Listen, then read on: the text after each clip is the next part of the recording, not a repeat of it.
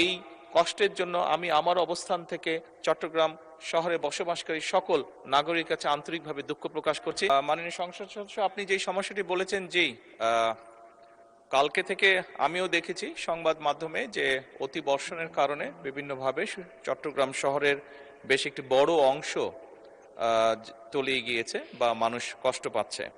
মাননীয় স্পিকার, এই সমস্যাটি শুধু চট্টগ্রামে নয়, এই সমস্যাটি বলা যায় সারা দেশেই ছড়িয়ে আছে। এটির সাথে আমাদের অনেক কিছু নির্ভর করছে। ঢাকা শহরে এরকম অনেকগুলো বিষয় আছে যেখানে একটু বৃষ্টিতেই পানি বন্ধ হয়ে যাচ্ছে, আটকে যাচ্ছে, জলাবদ্ধতা তৈরি হচ্ছে। মাননীয় স্পিকার, এটি অনেক দিনের সমস্যা আমাদের। মাননীয় সংসদ সদস্য বলেছেন বিদেশি বিশেষজ্ঞ বা দেশীয় বিশেষজ্ঞ। আমার মনে হয় মাননীয় স্পিকার, এই বিষয়ে একজন রাজনীতিবিদ একজন বিশেষজ্ঞ ছিলেন, উনি হচ্ছেন শহীদ রাষ্ট্রপতি জিয়াউর রহমান,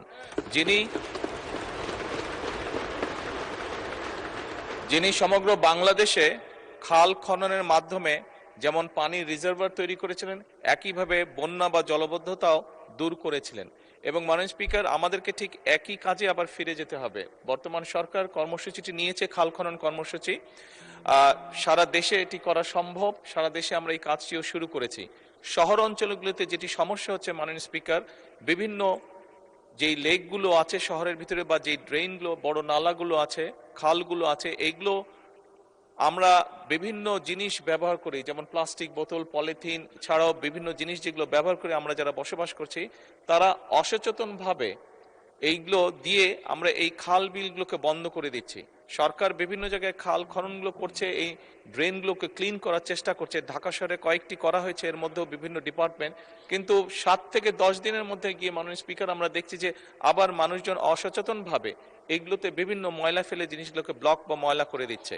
এখানে ঢাকা 12 সাইফুল ইসলাম সাহেব আছে, সাইফুল আলম মাননীয় সংসদ সদস্য আছেন, ওনার এলাকাও এই সমস্যাটি আছে। কয়েকদিন আগে উনি আলাপ করছিলেন আমার সাথে এই বিষয়টি। আমি অন্যান্য এলাকাও যারা সংসদ সদস্য আছেন তাদের সাথে আলাপ করেছি। এটি একটি বিরাট সমস্যা মাননীয় স্পিকার। আমি মনে করি সরকার যে উদ্যোগ নিবে অবশ্যই নিচ্ছে, আরও নেবে।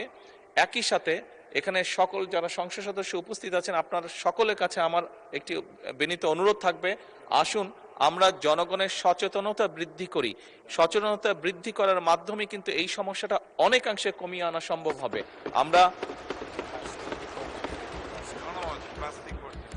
আমরা জনমত তৈরি করার মাধ্যমে, সচেতনতা তৈরি করার মাধ্যমে অনেকাংশে এই সমস্যাটার সমাধান করতে পারবো। প্লাস্টিক বোতল বা পলিথিন বা আরো এই ধরনের যেগুলো আসে দ্রব্য আছে যেগুলো দিয়ে ড্রেন বা নালাগুলো বা খালগুলো ব্লক হয়ে যায়, এগুলা কিভাবে আমরা ব্যবহার কমাতে পারি অথবা ব্যবহার করার পরে এগুলোকে প্রপারলি কিভাবে ডিসপোজ করতে পারি, এই বিষয়ে জনসচেতনতা বৃদ্ধি করতে হবে। এটি সরকারের পক্ষ থেকে উদ্যোগ নেওয়া হচ্ছে মাননীয় স্পিকার, কিন্তু আমরা সংসদ সদস্য যারা, আমি মনে করি আমাদের একটি নৈতিক দায়িত্ব আছে এই বিষয়ে জনগণকে সচেতন করার।